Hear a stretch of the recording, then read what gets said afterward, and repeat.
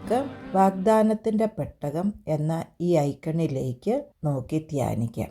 പഴയ നിയമത്തിൽ നമുക്കറിയാം, വാഗ്ദാന പെട്ടകം എന്നത് ഇസ്രായേൽക്കാരെ മരുഭൂമിയിലുടനീളം അനുഗമിച്ച ശത്രുക്കളിൽ നിന്നും അവരെ രക്ഷിച്ച് വാഗ്ദാന ദേശത്തെ എത്തിയ ദൈവത്തിൻ്റെ സാന്നിധ്യമായിരുന്നു. സോളമൻ്റെ കാലത്ത് ദേവാലയം പണിതതിനു ശേഷം ഇസ്രായേൽക്കാർ ആ വാഗ്ദാന പേടകം വിശുദ്ധമായ സ്ഥലം എന്നറിയപ്പെടുന്ന ആ ദേവാലയത്തിൻ്റെ ഏറ്റവും ഉള്ളിൽ ഏറ്റവും പ്രധാന ഭാഗത്ത് പ്രതിഷ്ഠിച്ചിരുന്നു. അവിടെ 10 കൽപ്പനകളും മോശ ചെങ്കടലിനെ 2 വിഭജിച്ച അഹ്റോൻ്റെ ആ വടിയും അതുപോലെ തന്നെ മരുഭൂമിയിൽ ഇസ്രായേൽക്കാരുടെ യാത്രയിലുടനീളം അവർക്ക് ദൈവം കൊടുത്ത മന്നായുടെ ഓർമ്മയ്ക്കായി അതിൻ്റെ ഒരു ഭാഗവും സൂക്ഷിച്ചിരുന്നു.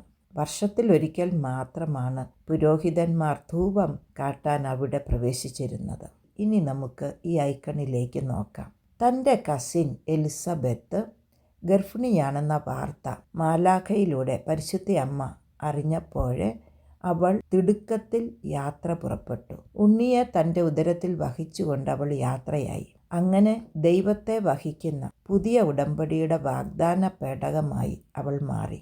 പഴയ നിയമത്തിൽ വാഗ്ദാന പേടകം ദൈവത്തിൻ്റെ സാന്നിധ്യമായിരുന്നെങ്കിൽ പുതിയ നിയമത്തിൽ പരിശുദ്ധ അമ്മ യഥാർത്ഥ ദൈവത്തിൻ്റെ യഥാർത്ഥ സാന്നിധ്യമായി മാറുകയാണ്. പരിശുദ്ധ അമ്മ ഒരു യുവതിയും ഏലീശ പുണ്യവതി പ്രായമായ ഒരു സ്ത്രീയും. ഈ 2 സ്ത്രീകൾ പരസ്പരം അഭിവാദ്യം ചെയ്യുന്നു. പഴയ നിയമവും പുതിയ നിയമവും തമ്മിലുള്ള ഒരു കൂടിക്കാഴ്ചയാണിത്. 2 പേരുടെയും പുറകിൽ ഒരു ക്ഷേത്രത്തിൻ്റെയും ഒരു വീടിൻ്റെയും ചിത്രമുണ്ട്. ഒരു കൂടാരം പോലെയുള്ള ഒരു തുണി ഈ 2 സ്ഥാപനങ്ങളെ കൂട്ടിയിണക്കാനായി വിരിച്ചിട്ടേക്കുന്നു. വിശുദ്ധ ലൂക്കായുടെ സുവിശേഷം നോക്കുമ്പോൾ നമുക്ക് നന്നായി ഈ ചിത്രം മനസ്സിലാകും. താനും ഭാര്യയും വന്ധ്യരും പ്രായമായവരും ആണെങ്കിലും ഒരു കുട്ടി ജനിക്കുമെന്ന് ഗബ്രിയേൽ ദൂതൻ സക്കറിയായോട് പറഞ്ഞത് എവിടെ വെച്ചാണ്? സക്കറിയ ദേവാലയത്തിൽ വിശുദ്ധ സ്ഥലത്ത് ധൂപം അർപ്പിച്ചുകൊണ്ടിരുന്നപ്പോൾ. ആ സംഭവം അത്ര വിചിത്രമായിരുന്നില്ല. കാരണം പഴയ നിയമത്തിൽ ഇതിനകം സമാനമായ നിരവധി എപ്പിസോഡുകൾ ഉണ്ടായിരുന്നുവെന്ന് നമുക്കറിയാം. ഉദാഹരണത്തിന്, അബ്രാമിനും സാറായ്ക്കും കുട്ടികളില്ലായിരുന്നു. ദൈവം അവർക്ക് പ്രത്യക്ഷപ്പെട്ടൊരു മകനെ വാഗ്ദാനം ചെയ്തു. ഇസഹാക്ക് അബ്രഹാമിൻ്റെ വാർദ്ധക്യത്തിൽ ജനിച്ചതാണ്. ഒരു മകനെ ലഭിക്കാൻ അന്ന പ്രാർത്ഥിച്ചു. അവളുടെ വാർദ്ധക്യത്തിൽ സാമുവേൽ ജനിച്ചു. എന്നാൽ പരിശുദ്ധ മറിയം വീട്ടിലായിരുന്നു. നമ്മൾ ഇന്നലെ കണ്ടതുപോലെ അവൾ നൂല് തുന്നി വീട്ടുജോലി ചെയ്തിരുന്ന ഒരു സന്ദർഭത്തിലാണ് ഗബ്രിയേൽ മാലാഖ അവളുടെ അടുത്തെത്തിയത്. അവൾ ഭർത്താവിൻ്റെ കൂടെയല്ല ജീവിച്ചിരുന്നത്. അവൾ പറഞ്ഞതുപോലെ, ഞാൻ പുരുഷനെ അറിയില്ല. അതുകൊണ്ടാണ് അവളുടെ ഉദരത്തിലുള്ള പുത്രൻ പരിശുദ്ധാത്മാവിലൂടെ സ്വർഗത്തിൽ നിന്ന് ഇറങ്ങി വന്ന വചനമാണെന്ന് നമ്മൾ കാണുന്നത്. യേശു പിന്നീട് വിശുദ്ധ യോഹന്നാൻ്റെ സുവിശേഷം 6-ാം അധ്യായത്തിൽ ഇങ്ങനെ പറയുന്നത് നമുക്ക് കാണാം. ഞാൻ സ്വർഗത്തിൽ നിന്ന് ഇറങ്ങി വന്ന അപ്പമാണ്. ഞാൻ ഈ ലോകത്തിൽ നിന്നുള്ളതല്ല. ഞാൻ പിതാവിൽ നിന്ന് സ്വർഗത്തിൽ നിന്ന് വരുന്നു. അതായത് മറിയത്തിൻ്റെ ഉദരത്തിലിരിക്കുന്ന ആ ശിശു പുതിയ അപ്പമാണ്. ഇസ്രായേൽക്കാർ പഴയ ഉടമ്പടിയിൽ മരുഭൂമിയിലെ അപ്പത്തിൻ്റെ ഒരു ഭാഗം സൂക്ഷിച്ചെങ്കിൽ ഇന്ന് പരിശുദ്ധ അമ്മ പുതിയ നിയമത്തിലെ യഥാർത്ഥ അപ്പമായ ഈശോയുടെ ശരീരമാണ് ഇപ്പോൾ വഹിക്കുന്നത്. ദേവാലയത്തിനും വീടിനുമിടയിൽ വിരിച്ചിരിക്കുന്ന തുണി ഇസ്രായേൽ ജനതയുടെ ചരിത്രത്തിലും മനുഷ്യരാശിയുടെ ചരിത്രത്തിലും ദൈവത്തിൻ്റെ ഇടപെടൽ കൃത്യമായി ഉണ്ടായത് കാണിക്കുന്നു. ഒരു വലിയ സോളം ആയിട്ടുള്ളൊരു സംഭവം ആണിവിടെ നടക്കുന്നത്. അതുകൊണ്ടാണ് ആ കർട്ടൻ ആകാശത്തിൽ നിന്നും 2 കെട്ടിടത്തെയും കൂട്ടി നീട്ടി വിരിച്ചിരിക്കുന്നത്. പരിശുദ്ധ മറിയം മറ്റ് ഐക്കണുകളിൽ നമ്മൾ കണ്ടതുപോലെ നീലയും പേർപ്പിൾ കളറും ആയുള്ള വസ്ത്രം ധരിച്ച് തൻ്റെ രാജകീയതയെ കാണിക്കുന്നു. കാരണം രാജാക്കന്മാരുടെ രാജാവ് അവളിൽ വസിക്കുന്നു.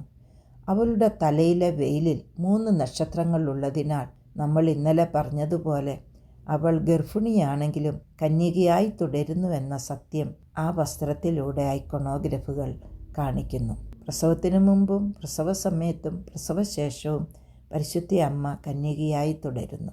മേരിയുടെ ശാശ്വത കന്യകാത്വത്തിൻ്റെ സിദ്ധാന്തമാണിത്.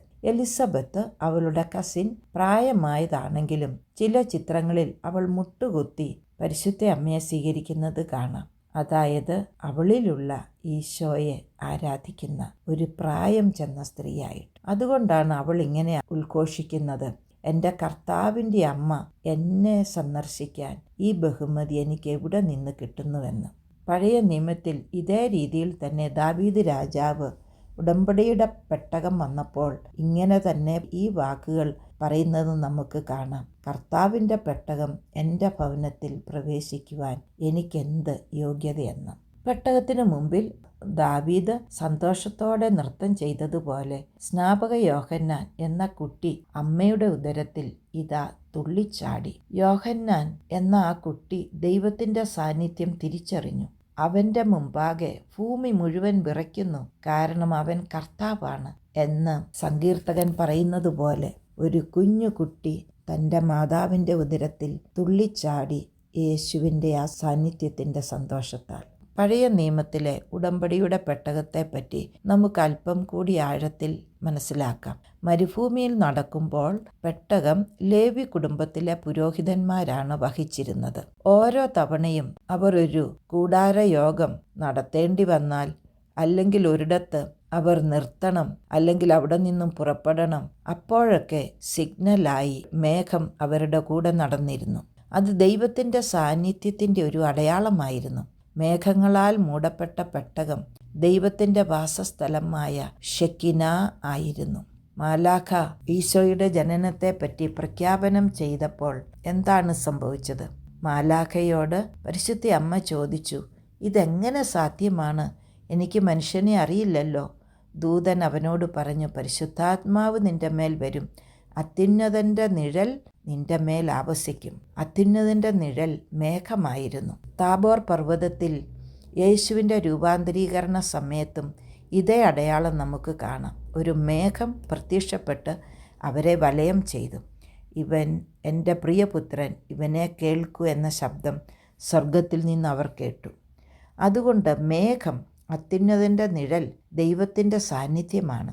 അത്യുന്നതൻ്റെ നിഴൽ മറിയത്തിൻ്റെ മേൽ പതിക്കുകയും അങ്ങനെ അവൾ പുതിയ പെട്ടകമായി മാറുകയും ദൈവത്തിൻ്റെ പുതിയ വാസസ്ഥലമാകുകയും അവൾ തൻ്റെ കസിൻ എലിസബത്തിനെ സന്ദർശിക്കാൻ യേശുവിനെ ഉദരത്തിൽ വഹിച്ചുകൊണ്ട് പോവുകയും ചെയ്തു.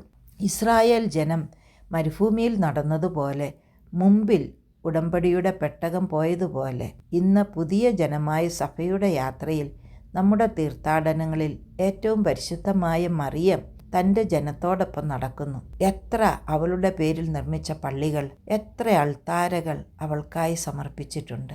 നമ്മുടെ എല്ലാ മീറ്റിങ്ങുകളിലും തന്നെ പരിശുദ്ധ മറിയമ്മേ, തമ്പുരാൻ്റെ അമ്മേ, ഞങ്ങൾക്ക് വേണ്ടി പ്രാർത്ഥിക്കണമേ എന്ന് പ്രാർത്ഥിച്ചുകൊണ്ടും, അതുപോലെ തന്നെ സ്വർഗസ്ഥനായ പിതാവേ ചൊല്ലി സ്വർഗത്തിൽ നിന്നുള്ള അപ്പം, ഇവയെല്ലാം നമ്മൾ എപ്പോഴും ഓർക്കുന്ന കാര്യങ്ങളാണ്.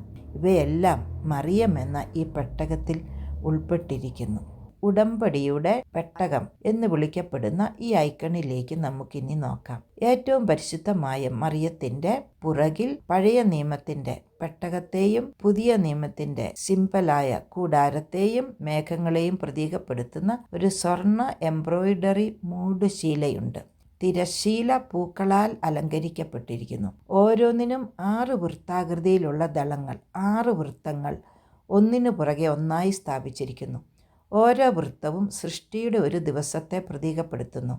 അങ്ങനെ 6 ദളങ്ങളുടെ പുഷ്പം സൃഷ്ടിയുടെ പൂർണ്ണതയെ പ്രതീകപ്പെടുത്തുന്നു. വാസ്തവത്തിൽ ദൈവം എല്ലാ സൃഷ്ടികളെയും 6 ദിവസം കൊണ്ട് സൃഷ്ടിച്ചു. 6-ാം ദിവസം പുരുഷനും സ്ത്രീയും. അതുകൊണ്ടാണ് ഇത്തരത്തിലുള്ള പുഷ്പത്തെ 6-ാം ദിവസത്തെ പുഷ്പം സ്റ്റാർ റോസ് എന്ന് വിളിക്കുന്നത്. സൃഷ്ടിയുടെയും പുഷ്പത്തിൻ്റെയും ഈ ആശയം ഈജിപ്തുകാരുടെയും ആദ്യ ക്രിസ്ത്യാനികളുടെയും കാലം മുതൽ നിലവിലുണ്ടായിരുന്നു.